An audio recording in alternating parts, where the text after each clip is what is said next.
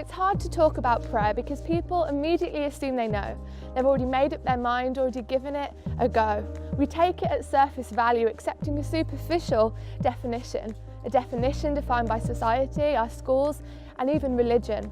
We shut down to possibilities because we limit prayer to our experience, but our experience is not the truth because it was limited by our expectance, and we think that prayers are not relevant, but prayer is the only element necessary for our survival, for our development. The Bible doesn't describe prayer as an optional accessory. When you pray, this then is how you pray. It's an absolute necessity. I'm a Christian, but I don't pray. Sounds like quite the juxtaposition. I'm a pianist, but I don't play. Now that's a concept we wouldn't listen. To help you understand, let me clear up what prayer isn't. Prayer is not wishful thinking. It's not a pastime for the dying. It's not a hobby for good people. It's not performance or trying. It's not limited to a church, and it's not wasted time.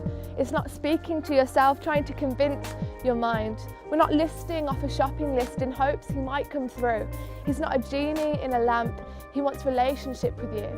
See, we're not praying to a painting of a figure on the cross, but the one who crossed the gap so that we wouldn't be lost, still alive today and waiting for us, more tragic than Romeo when we don't love.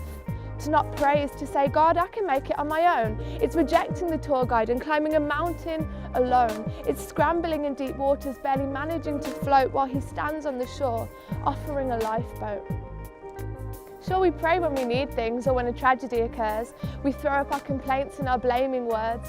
Is prayer your steering wheel or just a spare tyre? Do you pray in the highs or just when things are dire? See, prayer is to a Christian what an engine room is to a ship. It's the powerhouse, the motor, and without it we would sink.